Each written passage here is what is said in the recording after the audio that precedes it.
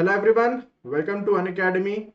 आज का ये वीडियो उन एस्पिरेंट्स के लिए इम्पोर्टेंट है जो कि 10 अगस्त 2025 को इंजीनियरिंग सर्विसेज मेंस का पेपर लिखने जा रहे हैं।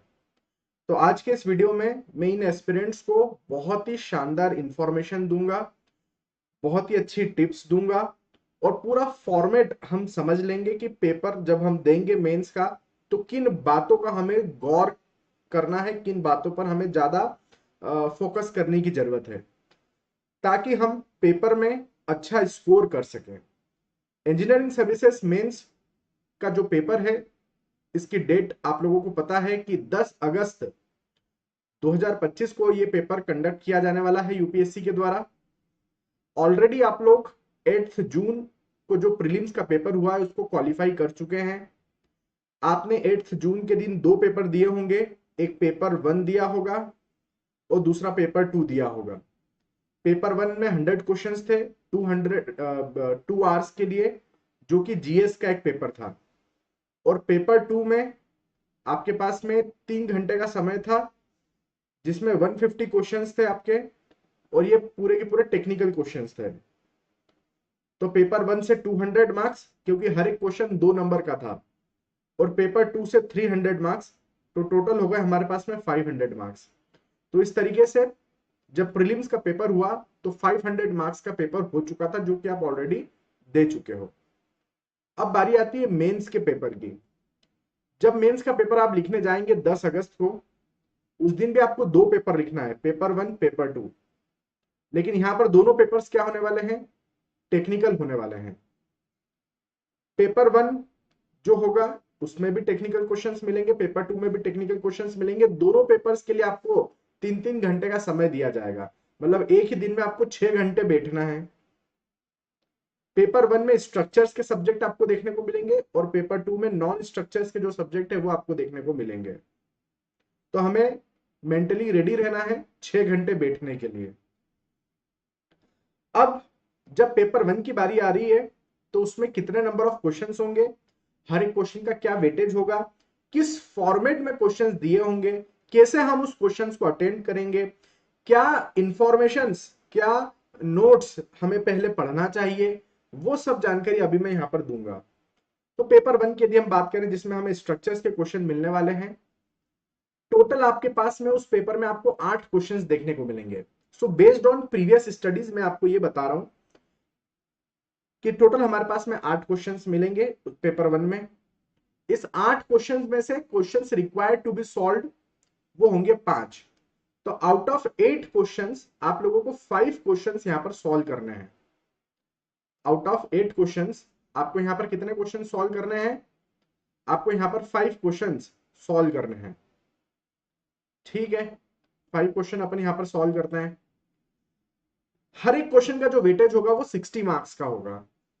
तो 60 नंबर का एक क्वेश्चन, टोटल 5 क्वेश्चन हो गए 300 मार्क्स। तो ये हो गया पेपर 1 का वेटेज 300 मार्क्स का।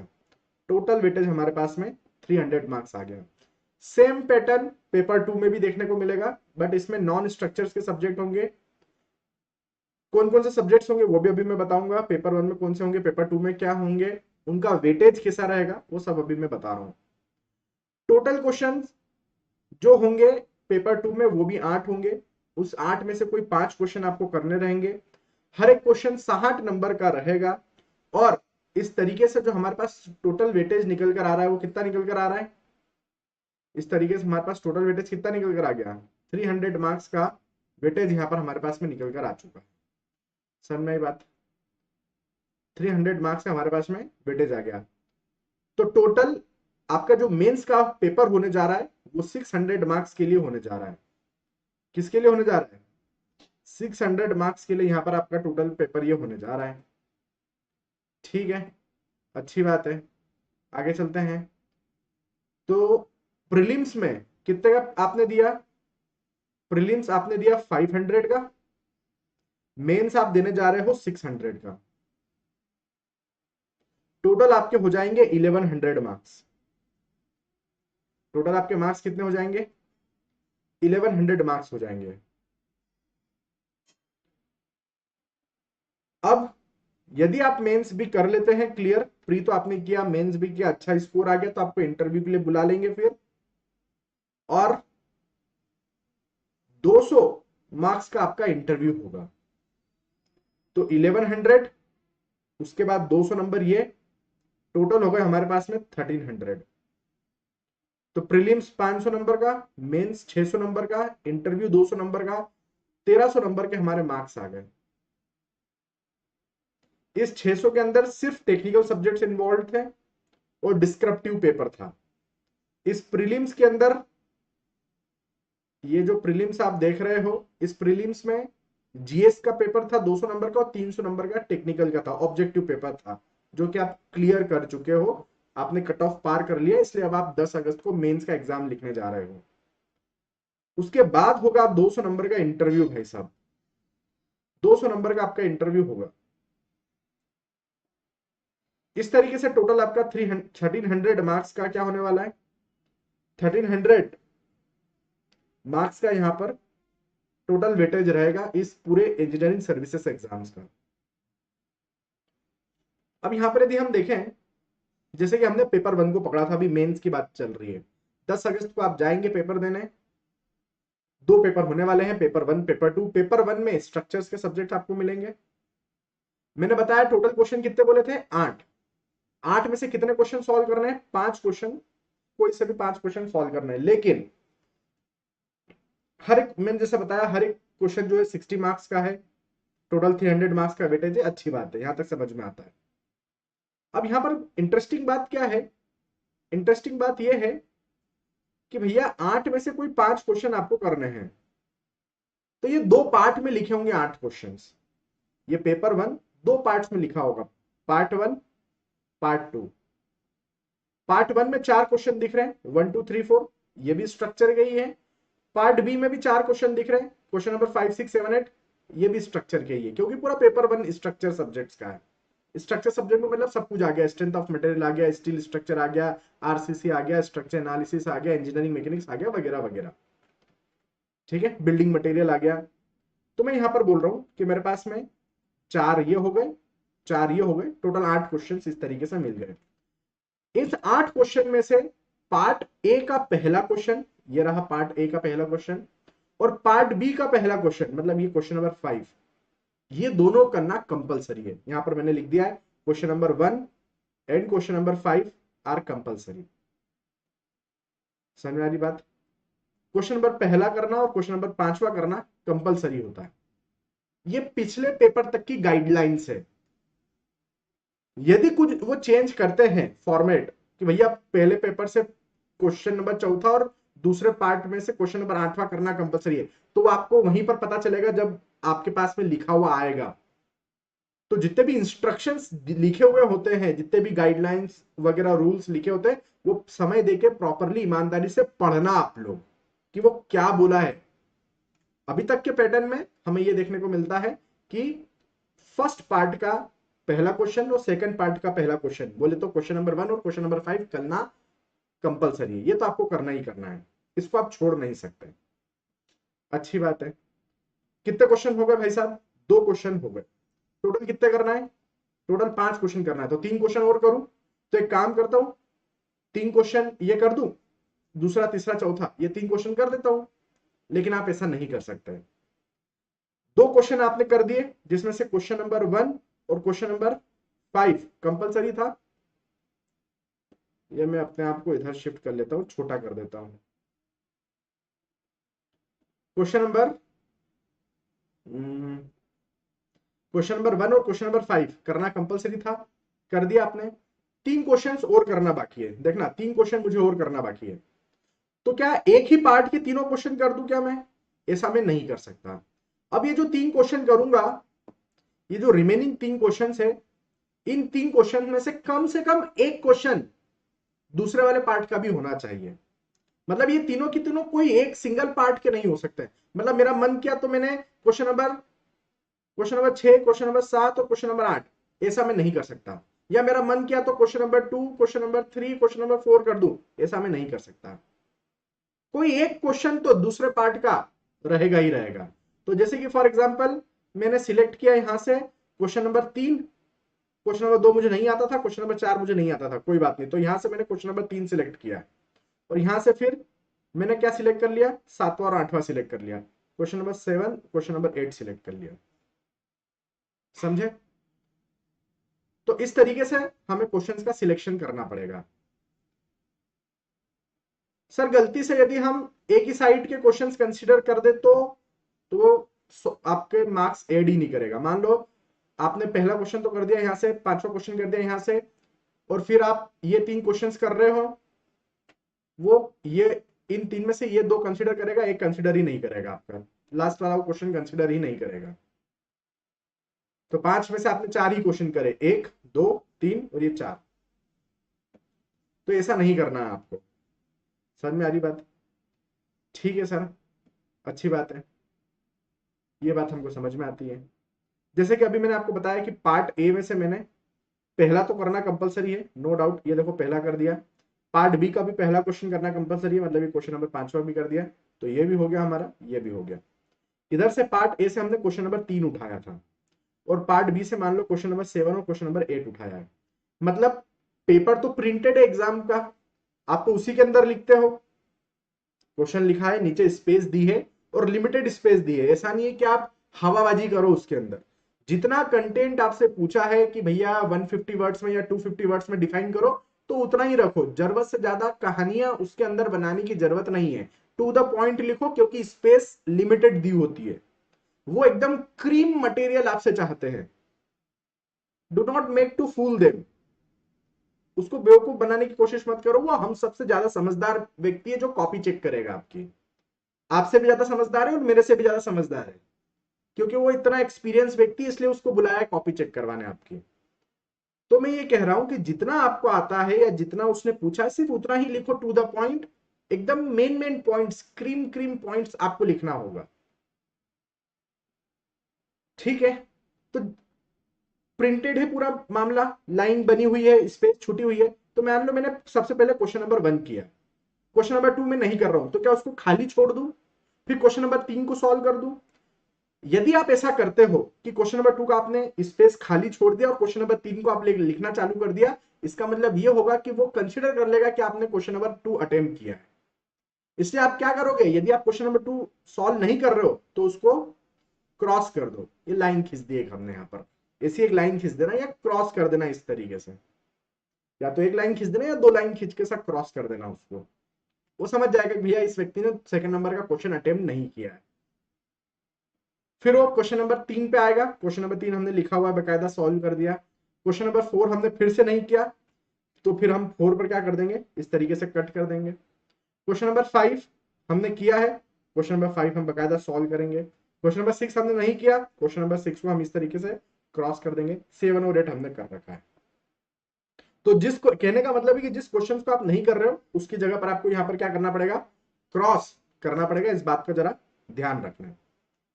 अब मन में प्रश्न उठता है कि सर जैसे आपने कहा कि पेपर मतलब पार्ट ए से, पार्ट ए लिखा हो, सेक्शन ए लिखा हो, जो भी हो, मतलब फर्स्ट सेक्शन से आपको पहला क्वेश्चन करना कंपलसरी है। तो क्या सबसे पहले यही क्वेश्चन हम करेंगे क्या सॉल्व कॉपी में? ऐसा यदि आप सोच रहे हैं तो गलत सोच रहे हैं। भाई आपको जो पहले आ जाए वो पहले कर दो, बाकी को तो कट करना ही है ना। चौथा नहीं करना है, दूसरा नहीं करना है, हमको छठा नहीं करना है। तो भैया जो आपको आता है सबसे पहले, उस क्वेश्चन को आप सबसे पहले सॉल्व कर दो। सीक्वेंस का तो कोई लफड़ा है ही नहीं कि मैं सबसे पहले ये क्वेश्चन करूंगा पार्ट ए का, फिर ये क्वेश्चन करूंगा पार्ट बी का, उसके बाद तीसरे नंबर पे आऊंगा, उसके बाद 7वें नंबर पे आऊंगा, उसके बाद 8वें नंबर पर आऊंगा। ऐसा यदि आप सोच रहे हैं तो गलत सोच रहे हैं। There is no order of sequence. आप किसी भी क्वेश्चन को पहले सॉल्व कर सकते हैं जो आपका फेवरेट है, जिसमें आपको सही आंसर आने की पूरी पूरी संभावना है। एक बात। दूसरी बात, जब भी कोई थ्योरेटिकल क्वेश्चन आप अटेंड करते हैं, जब भी कोई थ्योरेटिकल क्वेश्चन आप अटेंड कर रहे हैं, तो कोशिश करिए उसमें पॉइंट्स बना बनाकर आप लिखो अपनी बातों को।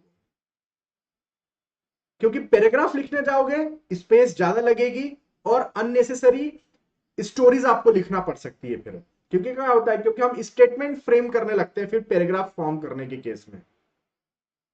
जब पैराग्राफ हम बनाते हैं तो उसमें हमें स्टेटमेंट्स फ्रेम करना पड़ते हैं जो कि स्पेस ऑक्यूपाई करने लगता है।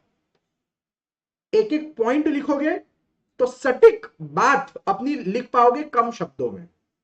तो हमने पॉइंट नंबर 1 डाल दिया, वो बात लिख दी, पॉइंट नंबर 2 डाल दिया, वो बात लिख दी। एक पॉइंट यदि 2 लाइन या 3 लाइन ऑक्यूपाई भी कर रहा है तो कोई दिक्कत नहीं है, तीसरी बात लिख दी, चौथी बात लिख दी। जितना मैं चाहता था अपना नॉलेज शो करना वो मैंने शो कर दिया इतने गिवन स्पेस में। अब मैं नेक्स्ट क्वेश्चन पे जंप कर जाऊंगा। तो हमेशा कोशिश करो कि अपनी बातें पॉइंट्स के फॉर्म में आप सबमिट कर सको। समझ में आ रही मेरी बात? ठीक है, तो ये सब चीजों का आपको बखूबी ध्यान रखना है। कई बार बच्चे लोग पूछते हैं कि सर जो डायग्राम्स हम बनाएं वो कैसे बनाएं, पेन से बनाएं, पेंसिल से बनाएं? तो दोनों का आप यूज कर सकते हो। आप पेन का भी यूज कर सकते हो और आप पेंसिल्स का भी यूज कर सकते हो, आप किसी का भी यूज कर सकते हो। कभी कभी हमें कुछ कंफ्यूजन हो डायग्राम वगैरह बनाने में तो फिर आप पेंसिल का यूज कर लो, क्योंकि इरेज करना पड़ सकता है फिर उस केस में। डायग्राम को स्केल में हमेशा बनाने की जरूरत नहीं है कि मैं प्रॉपर शो करूं कि भैया जैसे मुझे रेक्टेंगल शो करना है, मान लो मुझे एक कॉलम शो करना है जो कि 200 बाय 600 का कॉलम है। तो 200 बाय 600 का मैं कॉलम, तो मैं बकायदा यहां पर 2 सेंटीमीटर की लाइन खींचू और यहां पर 6 सेंटीमीटर की लाइन खींचू स्केल में देख के और फिर उसको कनेक्ट करके बनाऊं एग्जैक्टली। तो टू द स्केल बनाने की जरूरत नहीं है, आप एक नॉर्मल सा शेप बना दो और उसमें लिख दो 200 बाय 600, वो एक्सेप्टेबल होगा, कोई दिक्कत नहीं है। तो बहुत ज्यादा मेजरमेंट करके डायग्राम्स बनाने की भी जरूरत नहीं है, वो कोई आपका मेजर करने बैठेंगे नहीं, स्केल में उसको ड्रॉ करने की जरूरत नहीं पड़ेगी। कोशिश करो जितने ज्यादा डायग्राम्स आप बना सको, जितनी बातें अपनी डायग्राम्स या टेबल्स या फ्लो चार्ट के बारे में अपने के माध्यम से रखना चाहो आप रखने की कोशिश करो। क्या क्या बातें आप ध्यान रखोगे कि अपनी बातें पॉइंट्स फॉर्म में, अपनी बातें पॉइंट्स के फॉर्म में हम रखने की कोशिश करेंगे। जितने ज्यादा डायग्राम्स स्केचेस आप बना सकते हैं बनाने की कोशिश करेंगे। किसी क्वेश्चन को यदि आप फ्लो चार्ट से एक्सप्लेन कर दो, क्योंकि उसी चीज को पैराग्राफ में लिखते जाऊंगा तो बहुत समय लगेगा, फ्लो चार्ट से ही कोई मेथोडोलॉजी मुझे शो करना है या कोई प्रोसेस शो करना है, यदि मैं उसका फ्लो चार्ट बना दूं तो और शानदार मजा आ जाएगा सामने वाले को। ये चीजों का आप थोड़ा सा ध्यान रखिएगा, ये चीजों का आप थोड़ा सा ध्यान रखेंगे, इनका यूज आप ज्यादा करिए, जो कि पेपर आपके एग्जामिनर को खुश करने की कोशिश करती है ये चीजें। जो हम पेन की बातें करते हैं कि पेन कितने कलर्स का अलग अलग जैसे हम अभी नोट्स बनाते हैं, मैं क्लास में एक बार नहीं 10 बार बोलता हूँ कि अलग अलग कलर के पेन का यूज करो, आप ब्लैक कलर यूज करो, आप ब्लू कलर यूज करो, आप रेड कलर यूज करो, आप ग्रीन कलर यूज करो, कम से कम 4 कलर का पेन का यूज करने का मैं बोलता हूँ। वो नोट्स बनाते समय आप यूज करिए, वेरी गुड, करना भी चाहिए। ब्यूटीफुल नोट्स हम जितना बनाते हैं उतना अच्छा होता है, लेकिन एग्जाम के पॉइंट ऑफ व्यू से यदि अपन बात करें तो आप एक सिंगल कलर का पेन यूज कर लो, दैट विल बी गुड, और ब्लू कलर का पेन यूज करना इज ऑलवेज गुड। आप ब्लू कर लो, ब्लू नहीं है उस केस में आप ब्लैक का यूज करो। मैं ज्यादा प्रायोरिटी में आपको ब्लू का सजेस्ट करूंगा कि आप ब्लू कलर का पेन यूज करो। Red colour, green colour, red colour या ग्रीन कलर, इनका यूज करने की कोशिश मत करना। आप ब्लू कलर या ब्लैक कलर दोनों में से कोई भी जो सुटेबल आपको लग रहा हो, मेरा सजेशन है ब्लू कलर का, आप इसका यूज जरूर करिएगा। सिंगल कलर में चलने दो अपनी पूरी कहानी सिंगल कलर में, क्योंकि अपने पास समय वैसे ही कम है, समय वैसे ही कम है हमारे पास। 5 क्वेश्चन अटेम्प्ट करना है लेंदी लेंदी, और ये 5 क्वेश्चन ऐसा नहीं है कि एक सिंगल क्वेश्चन दिया होगा। जैसे मैंने क्वेश्चन नंबर 4 उठाया, इसके अंदर सब पार्ट्स बने हुए होंगे बहुत सारे, 4 point A, 4 point B, 4 point C, and ऐसे बहुत सारे पार्ट्स बने हुए होंगे। ठीक है, तो आप सिंगल कलर के पेन का यूज करो, नो प्रॉब्लम, अच्छी बात है, अच्छी बात है। कभी कभी हमारे मन में प्रश्न आता है कि जब जैसे मैंने मान लो क्वेश्चन नंबर 4 उठाया, इसके अंदर पार्ट ए था क्वेश्चन का, बी था, सी था, डी था, ई था। 5 पार्ट्स में ये क्वेश्चन हमसे पूछा गया था सर, 5 पार्ट में ये क्वेश्चन हमसे पूछा गया था।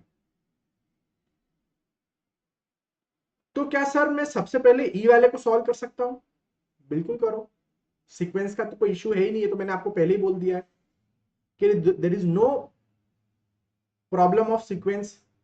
आप क्वेश्चन नंबर 4 सॉल्व कर रहे हो तो उसके अंदर इन 5 में से कोई सा भी क्वेश्चन आप पहले अटेम्प्ट कर सकते हो।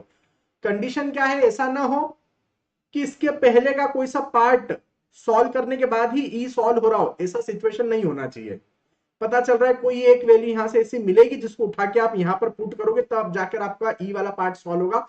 ऐसी सिचुएशन यदि बनती है तो आपको शुरू से ही A B C D sequence में सॉल्व करना पड़ेगा। और यदि आपको लग रहा है कि ई पार्ट जो है वो एकदम ही सेपरेट है, उनका ये शुरुआत के क्वेश्चन से कोई लेना देना नहीं है, तो आप उसको पहले भी अटेम्प्ट कर सकते हैं, नो प्रॉब्लम। उसको आप पहले अटेम्प्ट कर दो क्योंकि वो आपको अच्छे से आता है, तो आप उसको कर सकते हैं।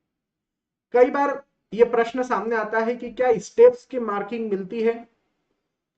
स्टेप्स की मार्किंग मिलती है तो देखो, कॉपी चेक करने वाले की जो मानसिकता वो यही है कि वो सबसे पहले क्या देखेगा, आपने भले 10 स्टेप्स लगाई हो, लास्ट में आंसर आया क्या? लास्ट में फाइनल आंसर जो चाहिए था, मान लो मेरा final answer 200 kilo newton metre आना था, क्या ये आया क्या? नहीं आया। आपका आपका जो आंसर आया वो गलत आया।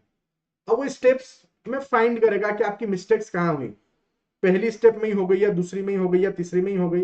मान लो पहली दूसरी में स्टेप्स में ही हो गई तो हो सकता है कि वो एक नंबर भी ना दे,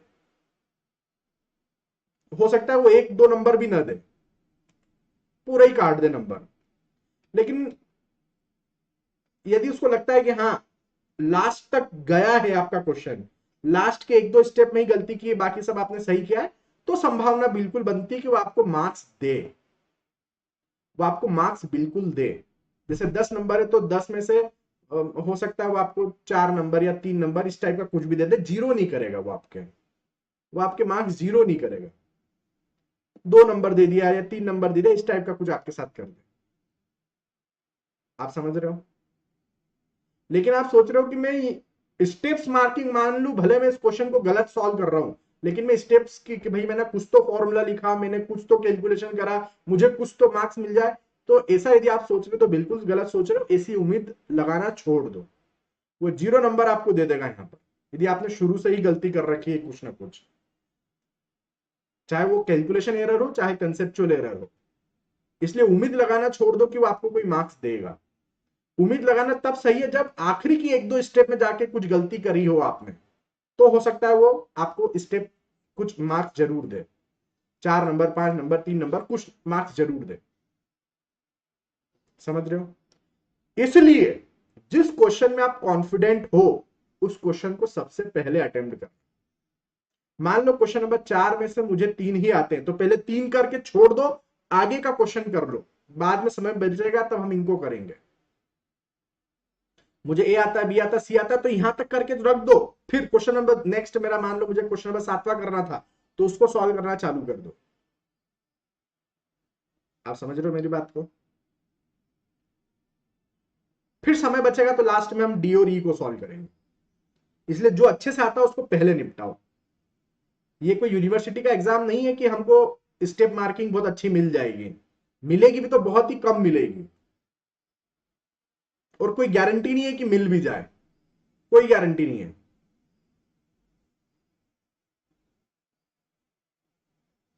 दूसरी बात,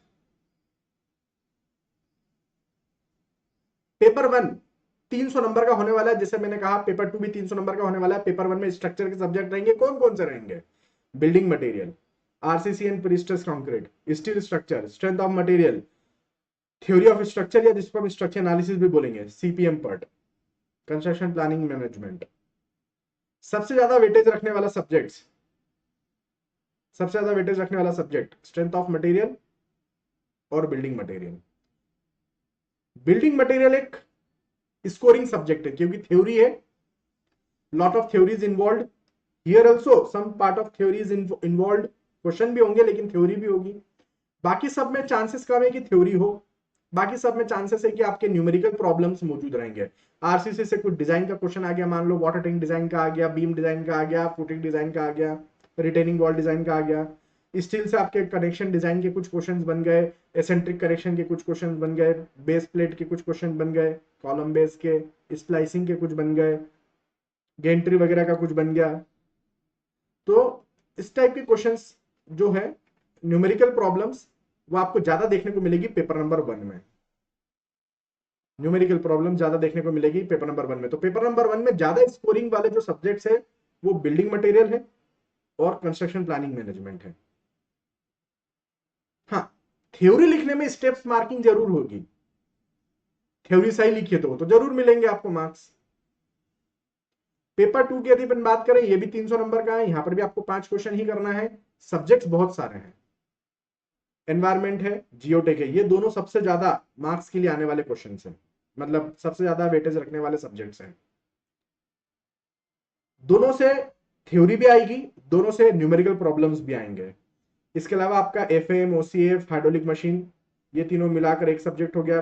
हाईवे, एयरपोर्ट, रेलवे, टनल, ये चारों मिलाकर एक सब्जेक्ट हो गया। इन सब का मैंने क्या लिख रखा है, वेटेज यहां पर लिख दिया है। ठीक है, ये सबका वेटेज मैंने यहां पर मेंशन कर दिया है। सर्वेइंग हो गया, इरिगेशन, हाइड्रोलॉजी हो गया। तो ये सब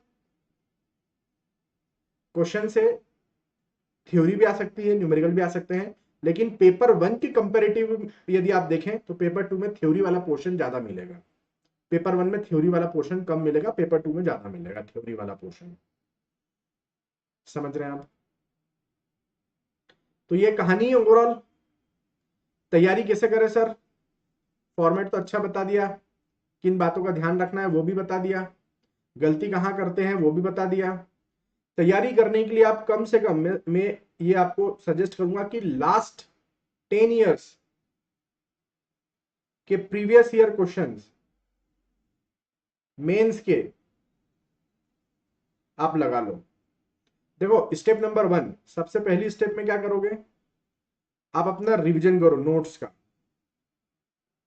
नोट्स का क्या करो, रिवीजन करो, पूरा नोट्स पढ़ डालो पहले तो, क्योंकि नोट्स में आपको बकायदा मेंस के पॉइंट ऑफ व्यू से ही पढ़ाया गया है अनअकैडमी में, और आप दूसरी कोचिंग में भी पढ़े हो तो कोई दिक्कत नहीं है, पहले नोट्स आप पढ़ो, क्योंकि नोट्स पढ़ने से फॉर्मूला याद हो गए, कंसेप्ट याद हो गए, सब रिवाइज हो गए।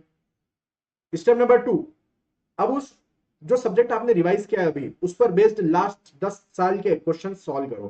क्वेश्चन सॉल्व करने का तरीका क्या होना चाहिए कि क्वेश्चन आपने पढ़ा, खुद सॉल्व करो उसको।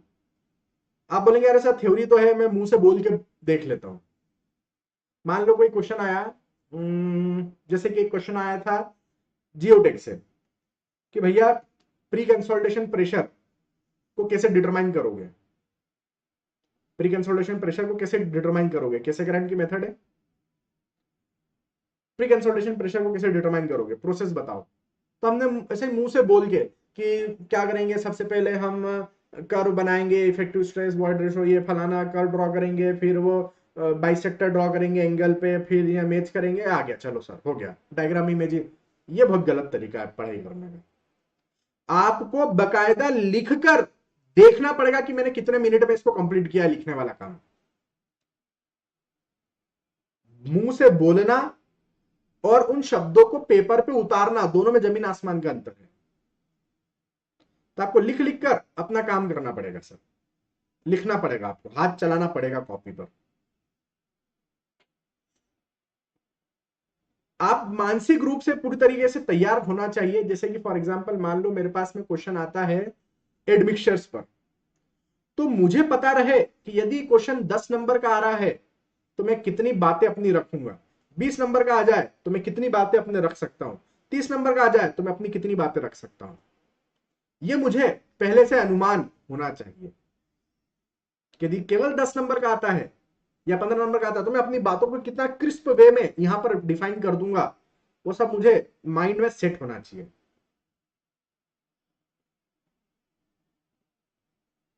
समझ रहे हैं आप मेरी बात को?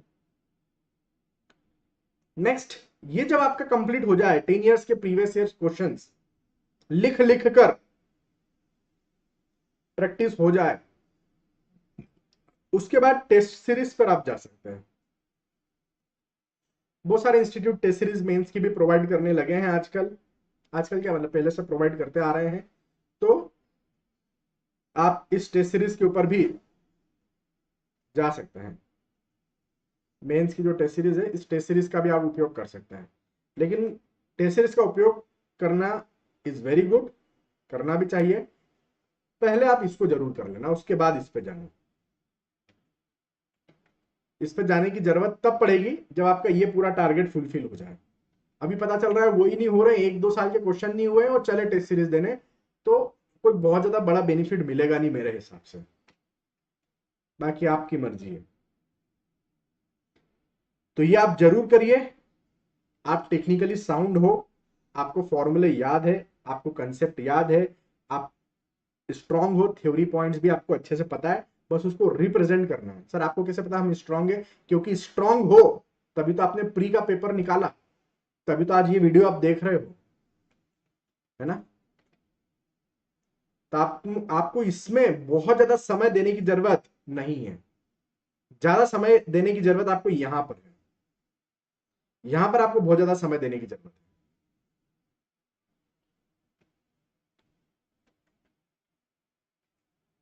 भाई टीचर ने मेंस लेवल के क्वेश्चन, डिस्क्रिप्टिव क्वेश्चन यहां पर करवाए होंगे, लेकिन कितना? एक टॉपिक से एक क्वेश्चन, यहां पर एक टॉपिक से आपको 10 क्वेश्चन मिल जाएंगे प्रीवियस ईयर में। तो कम से कम लास्ट 10 ईयर्स के क्वेश्चन आप जरूर लगाइए। समझ में आ रही मेरी बात है? तो ये सब छोटी छोटी सी चीजें हैं जिसका आप बखूबी ध्यान रखिए कि कोई सा भी पेपर आप लेते हैं उसमें 2 पार्ट होंगे। पहले पार्ट का पहला क्वेश्चन, दूसरे पार्ट का दूसरा पहला क्वेश्चन, मतलब बोले तो क्वेश्चन नंबर 1 और क्वेश्चन नंबर 5 करना कंपलसरी रहता है।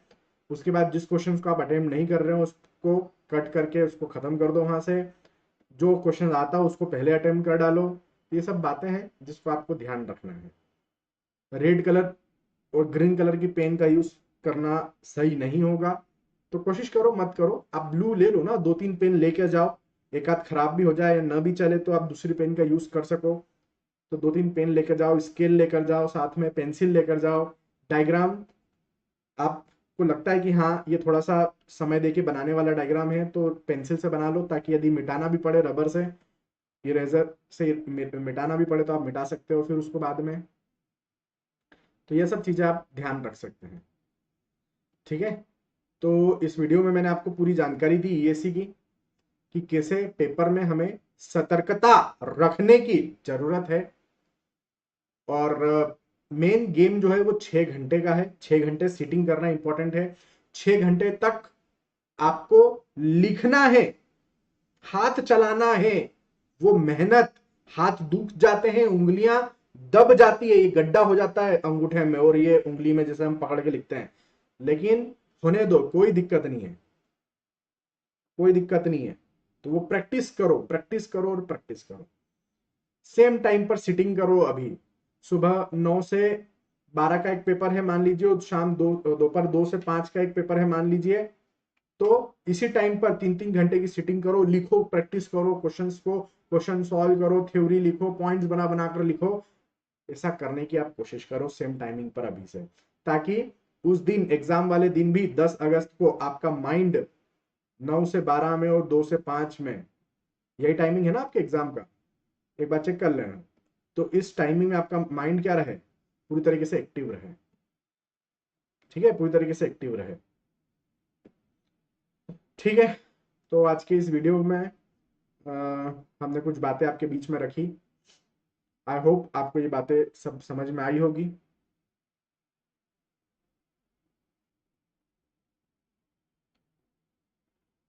तो अभी आप लोगों के पास में एक बहुत ही शानदार ऑफर है कि यदि आप लोग नेक्स्ट ईयर गेट 2026 या इंजीनियरिंग सर्विसेज 2026 की तैयारी करना चाहते हैं, तो बहुत ही नॉमिनल प्राइस पर अपनी पढ़ाई स्टार्ट कर सकते हैं। मात्र 9,999 रुपीज में you can start your preparation. There is a 50% of.